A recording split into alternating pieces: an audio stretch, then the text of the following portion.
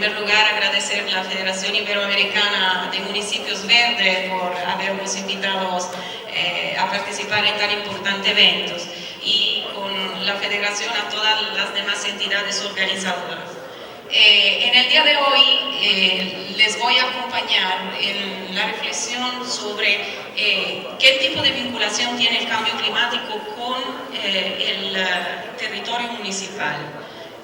Porque cuando hablamos de cambio climático, y sobre todo después de la conferencia magistral del Dr. Méndez, hablamos de un fenómeno global. Sin embargo, cada uno de nosotros no vive en la Tierra en general. Cada uno de nosotros está vinculado a un territorio específico, con problemáticas locales específicas, y a partir de eso que nosotros tenemos que enfrentar tanto los efectos del cambio climático, como también reducir las causas que están a la base del fenómeno mismo. Okay. Entonces, no me voy a detener mucho sobre lo que es el cambio climático, porque acabamos de escucharlo explicado de manera muy profunda. Lo único es, digamos, destacar que prácticamente nadie, o casi nadie, hoy en día niega el hecho que nosotros como seres humanos estamos impactando sobre las dinámicas naturales de modificación del clima, y los efectos son evidentes. O sea, la temperatura global ha subido en poco más de un siglo 0.85 grados Celsius. Hubo cambios significativos en el patrón de lluvia, o sea, hay áreas donde la lluvia se ha vuelto más intensa y abundante, y hay otras, y específicamente en el área tropical y del Caribe, donde las lluvias se han reducido. Se ha incrementado el nivel del mar y se ha reducido la capa de hielo. Esos son todos efectos del calentamiento global. O sea, la temperatura de la Tierra ha subido y está subiendo, y esto se traduce en consecuencias climáticas. Y la cosa preocupante es que no solamente ha venido creciendo la temperatura global, sino que ha venido creciendo, se ha incrementado la velocidad de crecimiento. O sea que la temperatura ha acelerado su camino hacia arriba. Las tendencias climáticas en la República Dominicana. En el último siglo se tiene la posibilidad de investigar a partir de puntos de medición en el territorio que se ha observado en el territorio nacional.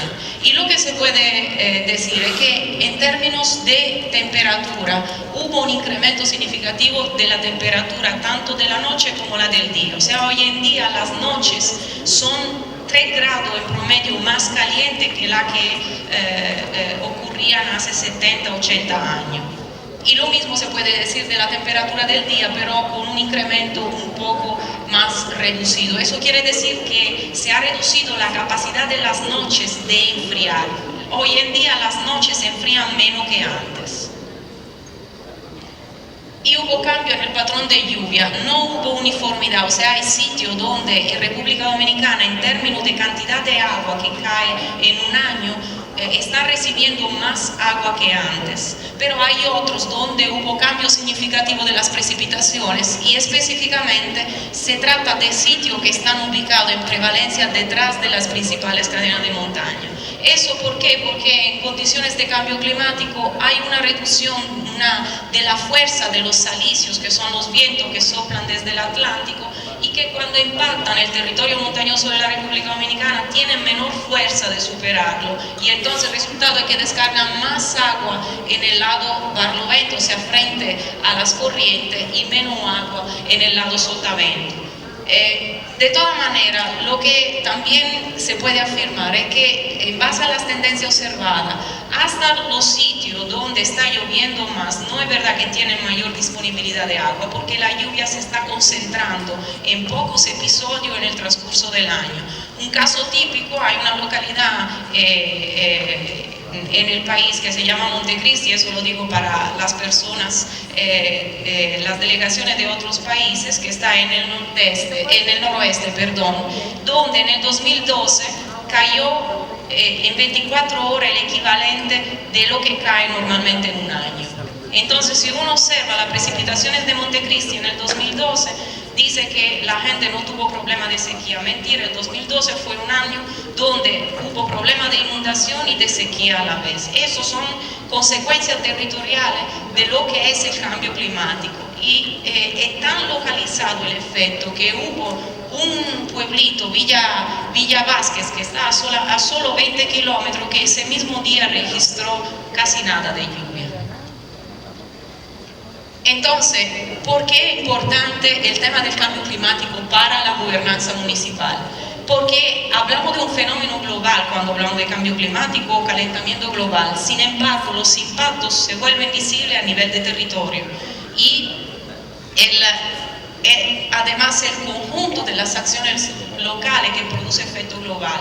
¿Por qué no se está resolviendo nada con relación al cambio climático? Porque nadie de nosotros asume en su conciencia que en nuestra vida diaria, que cada uno de nosotros está contribuyendo a que el cambio climático se desarrolle.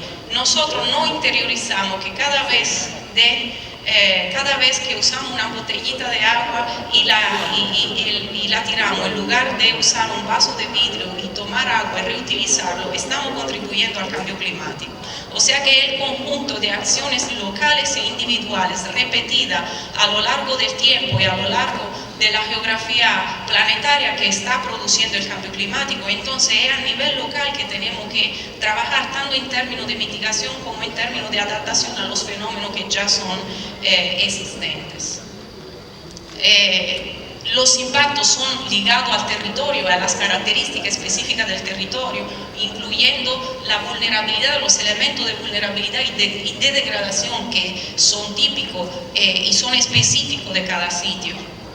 Y los efectos del cambio climático obviamente son transversales, es por eso que hay que asumir una visión integral para enfrentar el fenómeno. Cuando hablamos de cambio climático hablamos de impacto sobre no solamente aspectos de urbanística, estamos hablando de impacto sobre aspectos sociales, aspectos de salud, y entonces el enfoque tiene que ser integral, la política de cambio climático tiene que ser transversal a todas las políticas territoriales. Y sobre todo tiene que reflejarse en la planificación de uso del territorio, que va a tener impacto tanto en términos de reducción y mitigación del cambio climático, o sea, reducción de las emisiones de gases de efecto invernadero que lo provoca, tanto en términos de adaptación, o sea, como los efectos del cambio climático van a seguir para los próximos 50, 100 años, ¿qué hacemos en términos de políticas territoriales para adaptarnos a estas nuevas condiciones y para que estas nuevas condiciones no se traduzcan en un deterioro de la vida de la comunidad que vive en ciertos sitios? Y eso son algunas imágenes de lo que quiere decir impactos o efectos visuales también en el territorio de fenómenos meteorológicos, o sea, fenómenos que al final representan en la manera en que se desarrollarán los efectos de lo que llamamos cambio climático. Esa es la desembocadura del río Nizaito en el suroeste de República Dominicana, y esa es la nube de sedimento que se desarrolló en menos de 24 horas de lluvia con el paso de la tormenta Isaac, que ni siquiera impactó directamente el territorio, o sea, fue el campo nuboso que generó una abundancia de lluvia y en esa zona hasta se construyó una playa que no existía antes del evento. O sea, es un solo evento meteorológico que puede ocasionar impactos territoriales significativos. Y eso como lucían los campos del nordeste con el paso de la tormenta Noel. Área urbana que se vuelven prácticamente río. Esas son dos de las avenidas de Santo Domingo que tenían más de 1 metro de agua con el paso de la tormenta Isaac. Y cuando hablaba anteriormente de vulnerabilidad del territorio, la respuesta del territorio frente al cambio climático y a los fenómenos meteorológicos asociados al cambio climático depende del estado en que se encuentra el territorio mismo.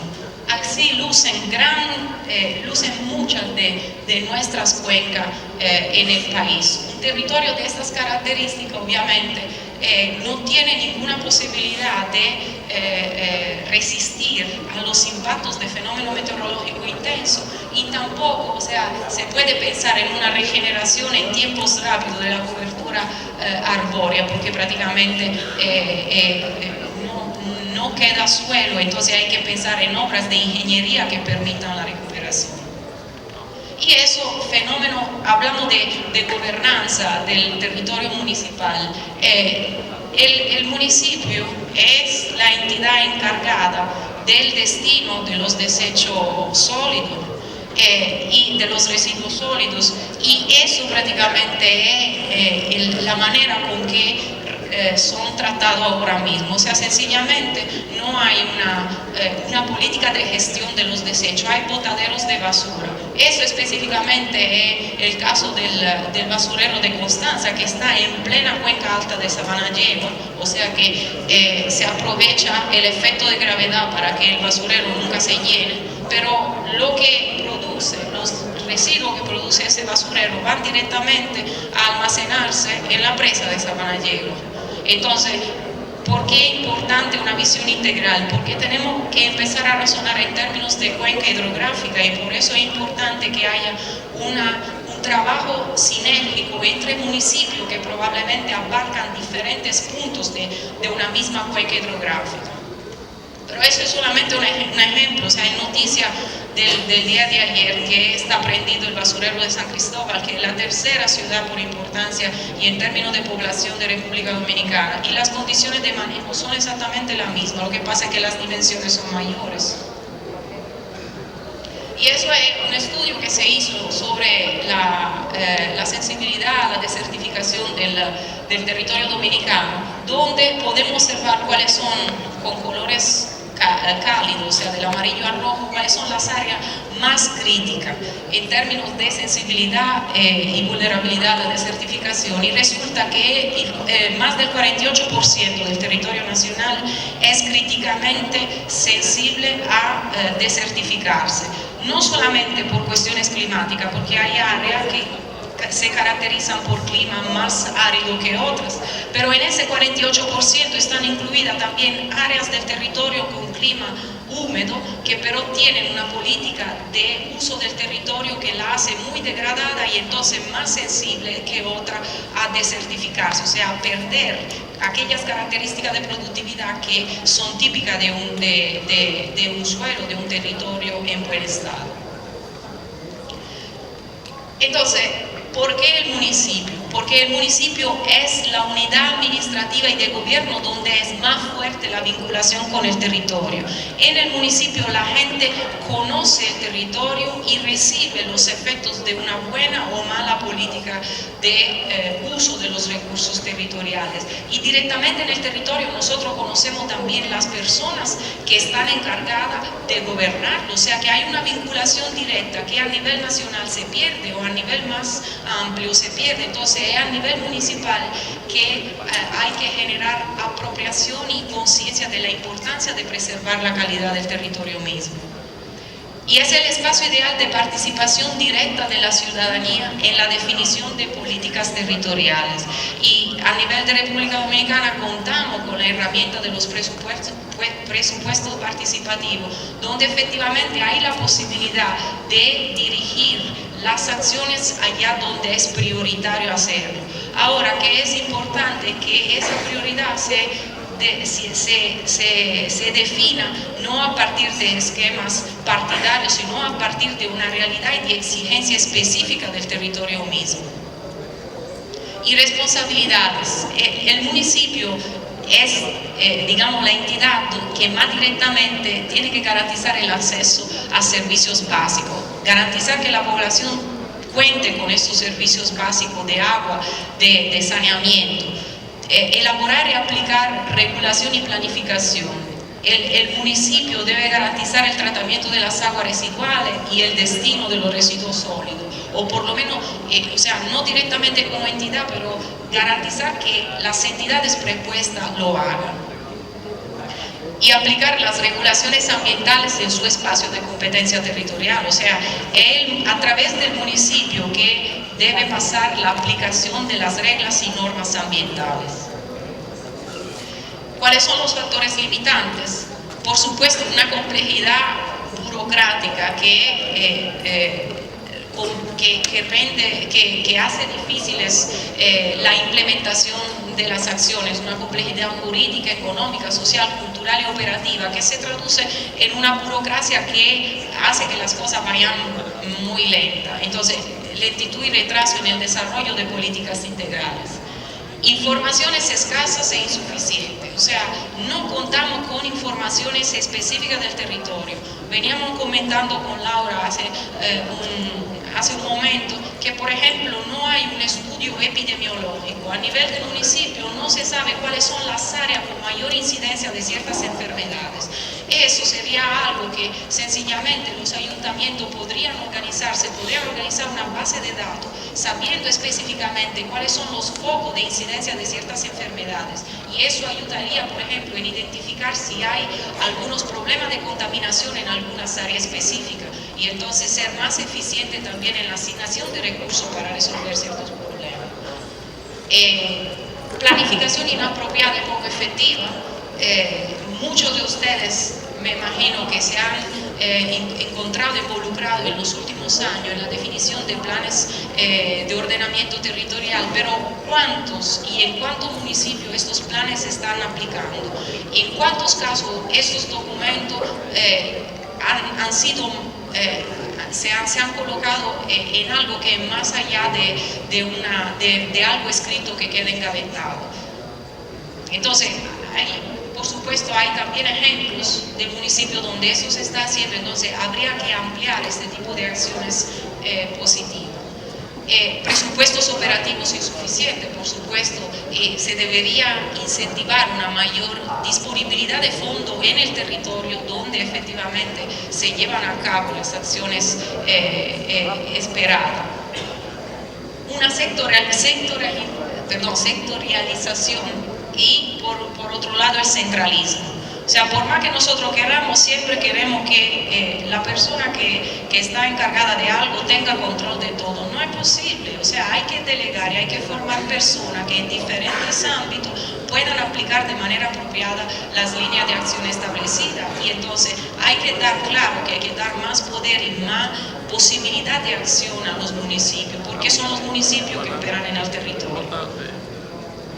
Hay una escasa coordinación entre entidades diferentes, a veces dentro de la misma institución los departamentos no saben lo que está haciendo el otro y no hay circulación de datos e informaciones.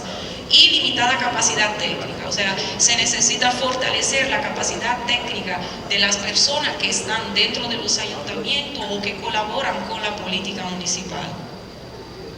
Desafíos.